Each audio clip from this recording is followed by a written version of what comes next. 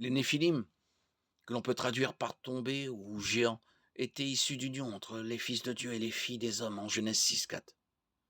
La question de l'identité des fils de Dieu est âprement débattue. Nous pensons qu'il s'agit d'anges déchus ou démons qui sont unis sexuellement à des femmes humaines, ou ont possédé des hommes qui se sont unis à elles. De ces unions sont nés les Néphilim, les célèbres héros de l'Antiquité, Genèse 6:4. Pourquoi les démons ont-ils fait cela? La Bible ne donne pas vraiment de réponse. Les démons sont des êtres mauvais à l'esprit tordu, rien ne devrait nous étonner de leur part. Une possibilité est que les démons voulaient souiller la lignée humaine afin d'empêcher l'avènement du Messie. Dieu avait promis qu'un Messie écraserait la tête du serpent, Satan. Les démons ont donc peut-être tenté d'empêcher cela en rendant impossible la naissance d'une descendance sans péché de la femme. À noter qu'il ne s'agit pas d'une réponse biblique, mais bibliquement plausible.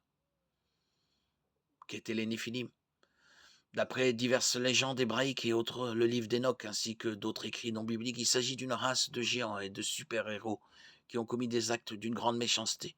Leur grande taille et leur puissance venaient probablement du mélange d'ADN démoniaque à leur gène humain. Pour certains, c'étaient des anges déchus empêtrés dans la terre. Tout ce que la Bible dit à leur sujet est qu'ils étaient des héros fameux dans l'Antiquité, Genèse 6, 1, 4. Les Néphilim n'étaient ni des aliens, ni des anges, ni des veilleurs, ni des monstres de roche. Ils étaient des êtres physiques nés de l'union des fils de Dieu et des filles des hommes. Genèse 6, 1, 4. Que leur est-il donc arrivé? Les Néphilim ont été une des causes principales du grand déluge à l'époque de Noé. Immédiatement, après avoir mentionné les Néphilim, la parole de Dieu dit: L'Éternel vit que les hommes commettaient beaucoup de mal sur la terre et que toutes les pensées de leur cœur se portaient constamment et uniquement vers le mal. L'Éternel regretta d'avoir fait l'homme sur la terre et eut le cœur peiné. L'Éternel dit: J'exterminerai de la surface de la terre l'homme que j'ai créé, depuis l'homme jusqu'au bétail, aux reptiles et aux oiseaux, car je regrette les avoir faits.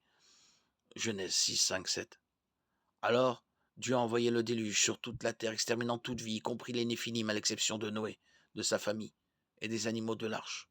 Genèse 6, 11, 22.